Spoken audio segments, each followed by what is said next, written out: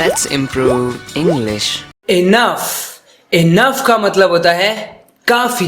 ये तो सबको पता है, लेकिन फ्रेंड्स इसी वर्ड को यूज करके हम कितने तरह के यूजफुल सेंटेंसेस बना सकते हैं। इस वीडियो में मैं आपको बताऊंगा कि किस तरह से हम इनफ को स्मार्टली यूज कर सकते हैं, अलग अलग तरीके से, और करेक्टली हम कैसे यूज कर सकते हैं। कुछ डेली यूज सेंटेंसेस हैं, आप प्रैक्टिस कर सकते हैं हिंदी टू इंग्लिश ट्रांसलेशन की। मैं कुछ हिंदी के सेंटेंसेस बताऊंगा, फिर आप उन्हें सोच सकते हैं इंग्लिश में कैसे कहेंगे, और फिर मैं तो बताऊंगा ही।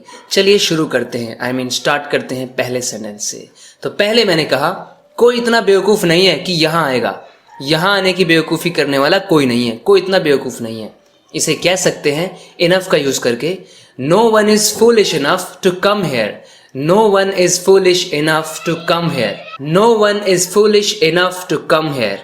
इसका मतलब बनता है कोई इतना बेवकूफ नहीं है कि यहाँ आएगा। फ्रेंड्स, इनफ का मतलब होता है एज मच एज रिक्वायर्ड, मतलब किसी चीज की मात्रा हमारे पास उतनी ही है जितने की हमको जरूरत है। इसको आपको यूज करना बहुत अच्छे से समझना है।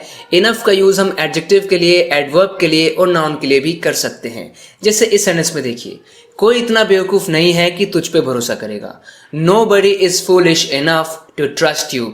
कोई इतना फुलिश नहीं है। फ्रेंड्स, नो वन कहो या नो बडी कहो, मीनिंग सेम है, लेकिन फॉर्मल सिचुएशंस में हम नो वन कहना प्रेफर करते हैं। So nobody is foolish enough to trust you. यहाँ पे आप देख रहे हैं कि फुलिश एक एडजेक्टिव है, तो जब भी एडजेक्टिव के लिए हम इनफ का यूज करते हैं तो हम उसे इनफ को एडजेक्टिव के बाद में प्लेस करते हैं, जबकि जब हमारे पास नाउन होता है तो नाउन से पहले इनफ आता है। इस वीडियो के दौरान आप ये बातें अच्छी से समझ जाएंगे। मेरे पास इतने पैसे नहीं हैं कि मैं एक हफ्ते चला सकूं। इतने पैसे नहीं हैं। अब यहाँ पे पैसे नाउन है, तो हम कहेंगे I don't have enough money to last a week. I don't have enough money to last a week. मुझे मत बोलो, मेरे पास पहले ही काफी काम है, मेरे पास पहले ही बहुत काम है। Don't tell me I already have enough work. I already have enough work. So कोई चीज अगर इनफ है, इसका मतलब वो काफी मात्रा में है, जितने की जरूरत है उतनी है, ना कम है ना ज्यादा है, पर्याप्त है, जिसे हम पर्याप्त भी कहते हैं हिंदी में।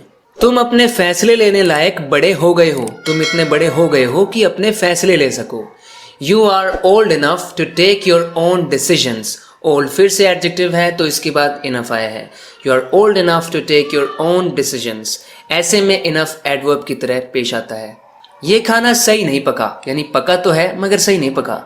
This food is not cooked enough. This food is not cooked enough, यानी हमारे कहने का मतलब है ये काफी पका नहीं है, इसको और अभी पकाना चाहिए था। So it is not cooked enough. ये पानी सही गर्म नहीं है, मतलब जितना गर्म मुझे चाहिए उतना गर्म ये है नहीं। This water is not warm enough. This water is not warm enough. तो हमेशा आप देख रहे हैं एडजेक्टिव के बाद इनफ को हम प्लेस करते हैं। ये फोन इतना सस्ता नहीं है कि मैं इसे खरीदूं, यानी मुझे तो सस्ता फोन चाहिए और ये मेरे लायक सस्ता नहीं है। This phone is not cheap enough for me to buy. मैं वोट डालने जितना बड़ा नहीं हूं, यानी मैं इतना बड़ा नहीं हूं कि वोट डाल सकूं। I am not old enough to vote. I am not old enough to vote. मेरी ऐसी किस्मत कहाँ कि मुझे सरकारी नौकरी मिले। तो काफ़ी बार हम ऐसी बातें कहते हैं कि मेरी ऐसी किस्मत कहाँ, तो यानी कि मेरी इतनी अच्छी किस्मत नहीं है, इतना लकी नहीं हूँ मैं। तो इंग्लिश में इसे हम कह सकते हैं I am not lucky enough to get a government job. I am not lucky enough to get a government job. Lucky की जगह पे फॉर्चुनेट भी बोल सकते हैं, क्योंकि उसका भी मतलब यही होता है, I am not fortunate enough to get a government job. One more example, मेरी ऐसी किस्मत कहाँ कि मुझे उस जैसी पत्नी मिले, उस जैसी। I am not lucky enough to get a wife like her. I am not lucky enough to get a wife like her. तुम्हें जितनी मेहनत करनी चाहिए उतनी नहीं कर रहे हो, यानी पर्याप्त मेहनत नहीं कर रहे हो, जितना होना चाहिए कुछ उतना नहीं। उसी के लिए तो हम इनफ का यूज करते हैं। You are not working hard enough. You are not working hard enough. हमें जितना जल्दी जाना चाहिए उतना जा नहीं रहे, यानी हमें और जल्दी जल्दी जाना चाहिए। We are not going fast enough. We are not going fast enough. बहुत सुन ली तुम्हारी बकवास, बहुत सुन ली, काफी सुन ली। अब इसे हम कहेंगे I've had enough of your nonsense. I've had enough of your nonsense.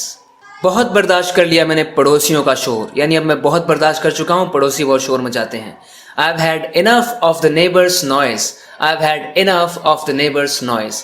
Friends, यहाँ पर मैं आपको एक चीज़ बताना चाहता हूँ। जब हमें अपॉस्ट्रोफी एस लगाना होता है पोजेशन दिखाने के लिए और हमारे पास प्लूरल नाउन होता है जिसमें पहले से एस होता है, तो हम सिर्फ अपॉस्ट्रोफी लगाते हैं, आगे आने वाले एस को हम अवॉइड करते हैं, जैसे यहाँ पर आप नेबर्स में देख रहे हैं। और दूसरी बात, नेबर की स्पेलिंग आप देख रहे हैं जिसके अंदर है BOUR, जबकि अमेरिकन स्पेलिंग में सिर्फ BOR होता है, यू को उसमें अवॉइड कर दिया जाता है। Both are okay. मैं उससे इतना प्यार नहीं करता कि उसके लिए अपने परिवार को छोड़ दूं, इतना भी प्यार नहीं करता मैं उससे। I don't love her enough to leave my family for her. अब मैं उससे इतना भी नहीं करता हूँ। I don't love her enough to leave my family for her. बस अब बहुत हो गया। तो इस तरह से जब हम परेशान हो जाते हैं किसी चीज़ से तो हम ऐसे कहते हैं, I have had enough now, या फिर enough is enough, enough is enough, I have had enough now. तुम फालतू बोलते हो, यानी जितना बोलना चाहिए उससे ज़्यादा बोलते हो। You speak more than enough, more than enough, या फिर टू मच हम बोल सकते हैं। तुम ज़रूरत से ज़्यादा खाते हो। You eat more than enough, या फिर you eat too much. So if someone does something more than enough, इसका मतलब वो किसी काम को ज़रूरत से ज़्यादा करता है। मेरा तो इस फिल्म से मन ही नहीं भरता, जितनी देखूं उतना ही देखने का मन करता है। I can't get enough of this film. If you can't get enough of something, that means you like it very much. आप उसे बहुत ही ज़्यादा पसंद करते हैं। So I can't get enough of this film. मुझे ये फिल्म तो भाई मन ही नहीं भरता इस फिल्म से। मेरा तुमसे मन ही नहीं भरता। तो किसी पर्सन के लिए भी हम ऐसे कह सकते हैं, आई can't get enough of you. I can't get enough of you मतलब कि बार बार तुमसे मिलने को मन करता है, तुमसे तो मेरा मन ही नहीं भरता। तुम ही हो जिस पे दिल मरता है। 6 लोगों की चाय बनाने के लिए हमारे पास चीनी काफ़ी नहीं है, यानी इतनी चीनी नहीं है कि 6 लोगों की चाय बन जाए। We don't have enough sugar to make tea for 6 people. Sugar यहाँ पे नाउन है, इसलिए इनफ शुगर से पहले आया है। आपके खर्चे पूरे करने के लिए मेरे पास काफ़ी पैसे नहीं है। इतने पैसे नहीं है कि मैं आपके खर्चे पूरे कर सकूं। I don't have enough cash to cover all your expenses. Enough money हम कह सकते हैं। I don't have enough money to cover all your expenses. Friends, ये बात बहुत क्लियर है कि इनफ का मतलब होता है कोई चीज़ उतनी है जितनी होनी चाहिए, सफिशिएंट है। अब फ्रेंड्स, मैं आपको एक स्पेशल केस बताता हूँ जब इनफ को हम आगे भी लगा सकते हैं और पीछे भी, लेकिन उसका मीनिंग बदल जाता है। देखिए, I don't have enough good clothes. I don't have enough good clothes. और दूसरी तरह से हम कह रहे हैं I don't have good enough clothes. I don't have good enough clothes. आपको क्या लगता है इन दोनों में क्या डिफरेंस है?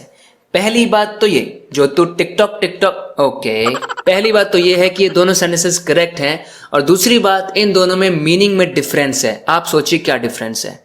तो जब हम पहले सेंटेंस की बात करते हैं तो गुड क्लोथ्स से पहले इनफ आया है। एक्चुअली में ये इस गुड क्लोथ्स, तभी मैंने इसको ग्रीन किया है, इस पूरे फ्रेज को ये बता रहा है कि गुड क्लोथ्स, कैसे क्लोथ्स, काफ़ी गुड क्लोथ्स नहीं है। आई don't have enough good clothes, ये इनफ गुड क्लोथ्स को बता रहा है। कहने का मतलब है मेरे पास अच्छे कपड़े काफ़ी नहीं हैं, यानी मेरे पास अच्छे कपड़े तो हैं मगर बहुत सारे नहीं हैं, काफ़ी नहीं है, थोड़े से हैं। जबकि सेकंड सेंटेंस में हमने गुड को इनफ से पहले प्लेस किया है।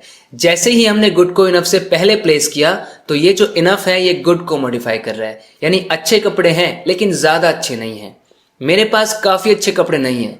इस सेंटेंस का मतलब है कि मेरे पास कपड़े तो हैं लेकिन कोई भी कपड़ा कुछ खास अच्छा नहीं है, थोड़े थोड़े अच्छे हैं, कम अच्छे हैं, ज़्यादा कुछ खास अच्छे कपड़े नहीं हैं। आशा करता हूँ आपको ये डिफरेंस भी अच्छे से समझ में आया होगा। अगर आपको ये वीडियो पसंद आई है और आपने इस वीडियो से कुछ भी सीखा है और इसी तरह से आप अपनी इंग्लिश को इम्प्रूव करते रहना चाहते हैं तो प्लीज़ इस चैनल को सब्सक्राइब ज़रूर करना अगर आपने अभी तक नहीं किया है तो। Thank you very much for watching this video. I will talk to you in the next video lesson. Till then take care and bye.